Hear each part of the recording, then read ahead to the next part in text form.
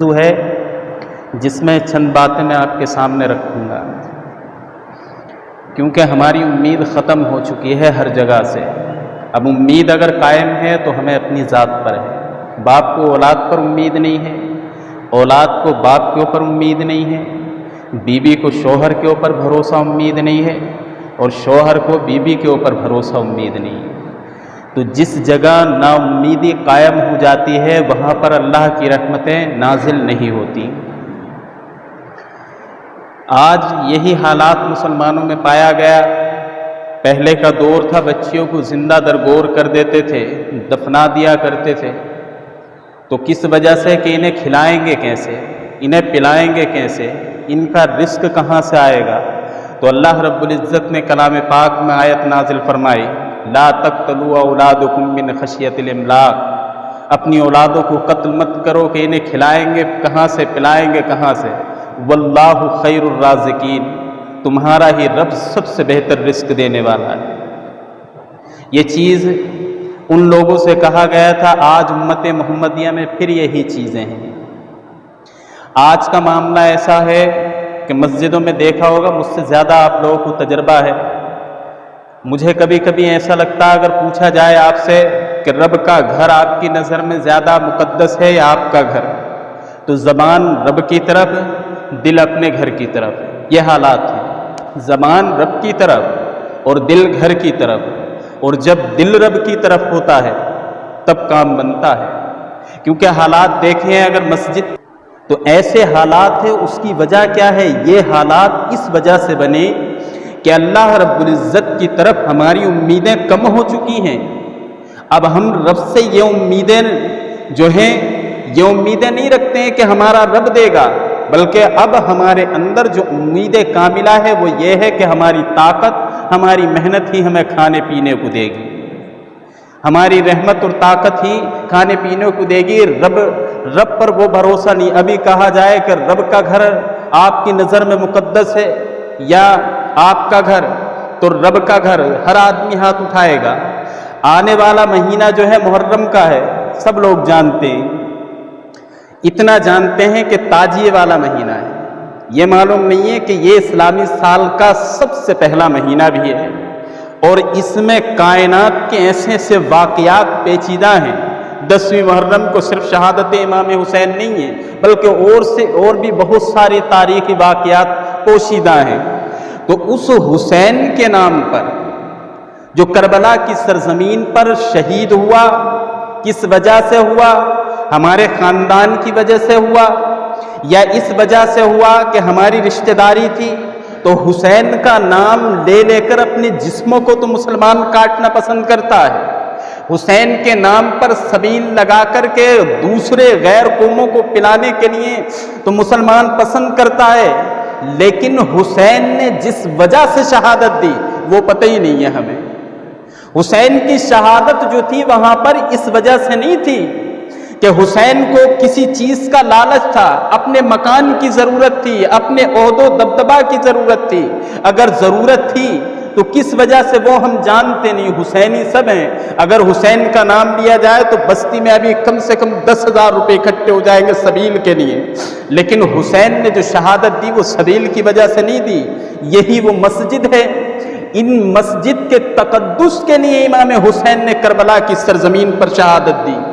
آپ تاریخ اٹھا کر کے دیکھیں، اگر آپ کو پڑھنے کا سلیقہ معلوم ہے تو کیا وجہ تھی جو حسین نے آپ نے جنگ کا اعلان کیا؟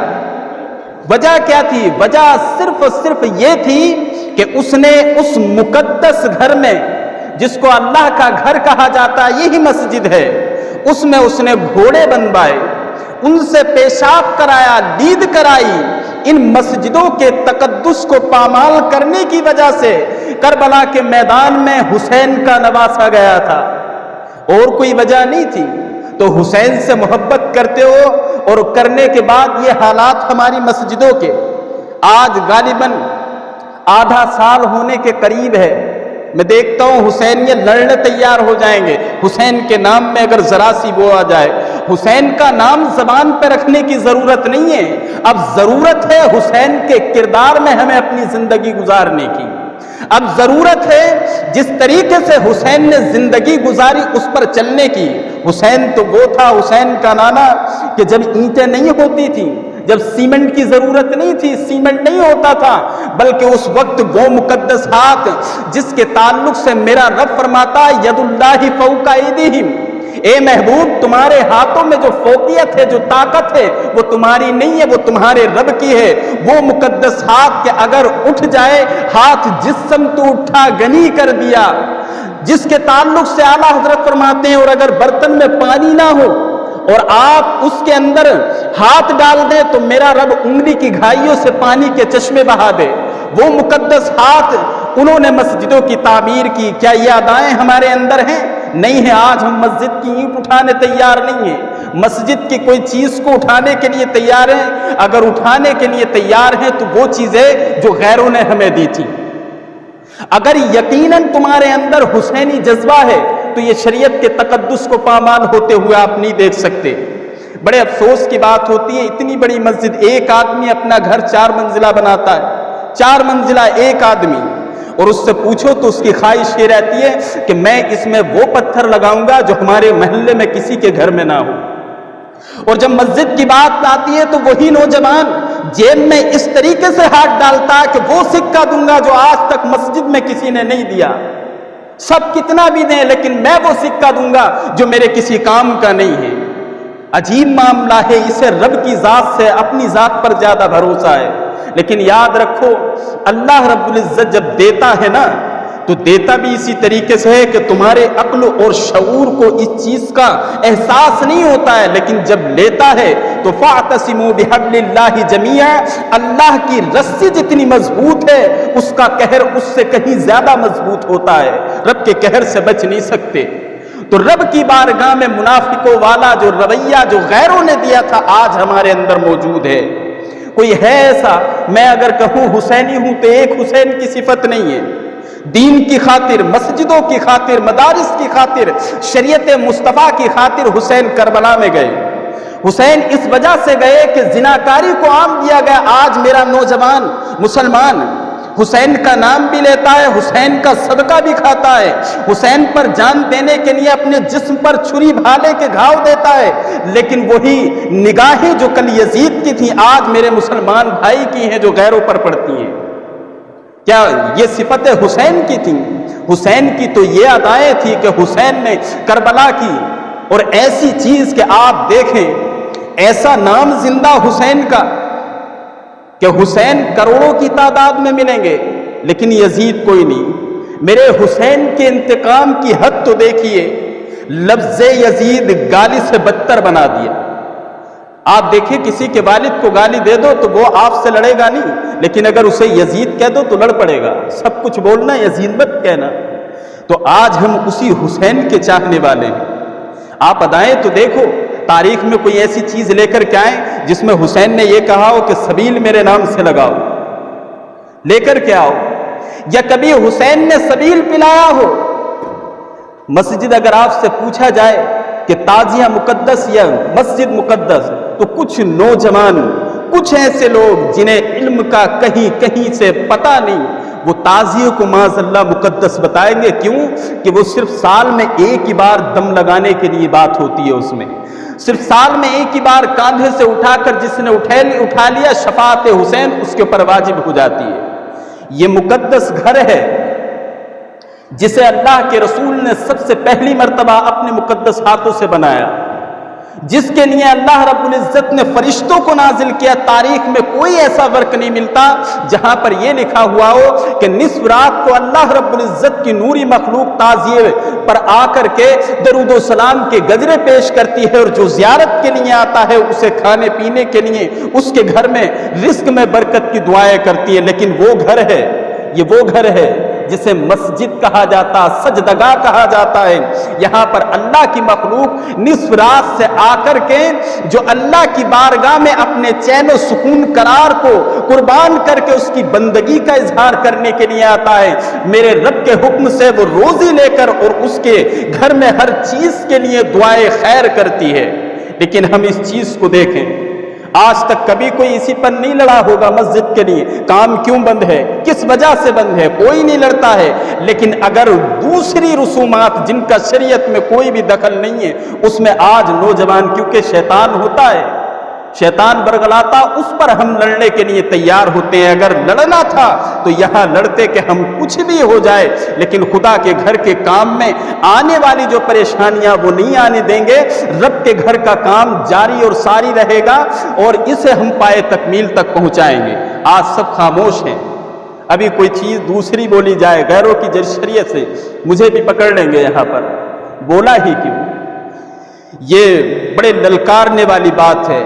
یہ تمہاری طرف آپ سوچتے ہیں کہ ہم نے مسجد کے کام کو روک دیا تو پتہ نہیں ہمارا اس میں کردار ہے، نہیں، یہ تمہاری روزی اور روٹی سے برکتوں کی دوری کا نتیجہ ہے۔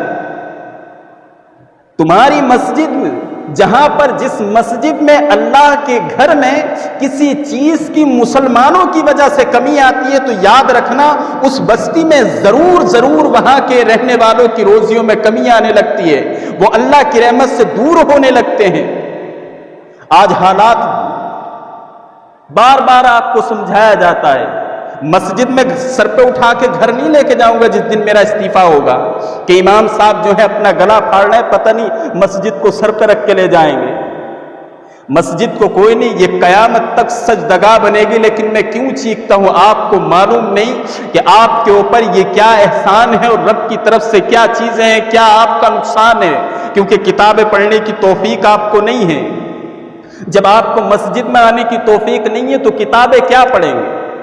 کتابوں سے مطلب کیا ہے اور دین سے مطلب کیا ہے؟ ایک دن یوم شہادت کے دن روزہ رکھیں گے، دو چار آنسو بہائیں گے اور اس کے بعد میں پھر حسین کی دی ہوئی تعلیم کی ہم دھجیاں اڑاتے ہوئے نظر آئیں گے۔ ایک ہی دن تو کرنا ہے، ایک دن تو ہم فاقے میں گزار ہی لیں گے، باقی کچھ نہیں کرنا۔ کون سا حسین نے کربلا کی سرزمین پر کون سے ہمارے کسی بچے کا ہاتھ سر تن سے جدا ہوا تھا، ہاتھ جو ہے جسم سے جدا ہوا تھا؟ کس بچے کا خون گیا؟ کیوں لڑیں؟ کیوں شریعت کی ہم حفاظت کریں؟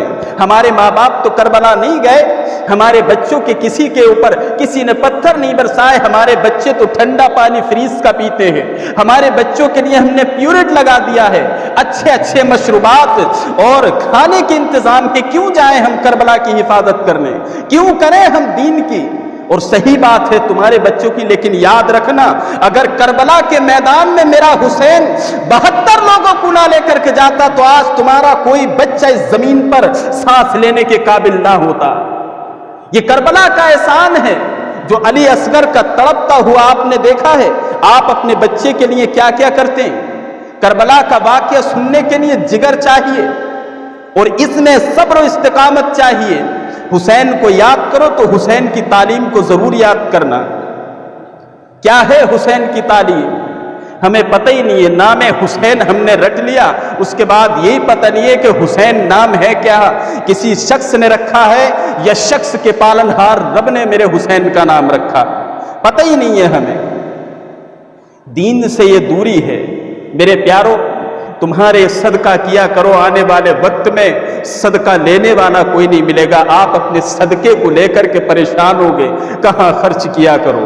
اور تمہیں جب اللہ توفیق دیا کرے نا تو دنیا کا کوئی احساس نہیں ہے، کوئی پتہ نہیں۔ یہ رب کے گھر جو ہیں اور مہمان رسول، مسجد اور مدارس جتنا ہو سکے، کیونکہ یہ چیز رب کا وہ اخبار ہے جس کی تحریر جب لکھ جاتی ہے تو وہ تحریر مٹی نہیں بلکہ زمانہ نہیں، کائنات کے ہر مخلوق، چاہے وہ فرشتے ہو، چاہے وہ کوئی بھی میدان کا ذات ہو، ہر شخص اس تحریر کو دیکھتا ہے اور کل قیامت کے دن وہ تحریر تمہارے نامہ اعمال میں ڈال کر تمہارے نیکیوں کے وزن کو وزن کرتی ہے، یہ ختم نہیں ہوتی ہے۔ تو آپ اس چیز کو دیکھا کریں۔ 10 روپے دیتا ہوا ہمارا نوجوان، عجیب حال ہے، دوست کو 50 روپے پیزا کھلا دیتا ہے، پارٹیوں میں 1000-1500 روپے خرچ ہو جاتے ہیں، اور جب رب کے گھر کی بات آتی ہے تو جیب بجا کر کے دیکھتے ہیں سکہ کدھر پڑا ہے، اگر آواز آ گئی تو نکال کر کے ڈال دیا، نہیں تو اگر وہ بھی اتفاق سے نہ بجا تو بچا کر کے لے گئے۔ کب تک بچاؤ گے؟ تمہارے رب کے تم پر اتنے احسان ہیں۔ آپ دیکھو سورہ رحمان کے لیے انار دیا آپ کو کھانے کے لیے، کیا چیز ایسی نہیں دی؟ بلکہ اللہ رب العزت نے آپ سے کچھ مانگا نہیں، مانگا بھی تو تمہاری بھلائی کے لیے۔ یہ مسجدوں میں دینے سے کیا ہوتا ہے؟ آپ سوچتے ہو کہ پتہ نہیں کیا ہوتا ہوگا؟ تمہاری بیماریاں، تمہاری پریشانیاں، تمہارے اوپر آنے والے مصائب و آلام کے پہاڑ کو یہی چیزیں ہیں جو روکتی ہیں۔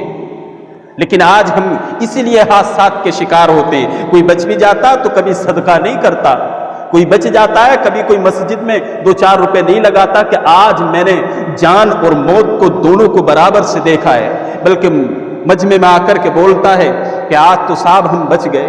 ارے بچے کیسے؟ اللہ رب العزت کی رحمت سے بچے، اس کی رحمت کا شکریہ ادا کیا کرو۔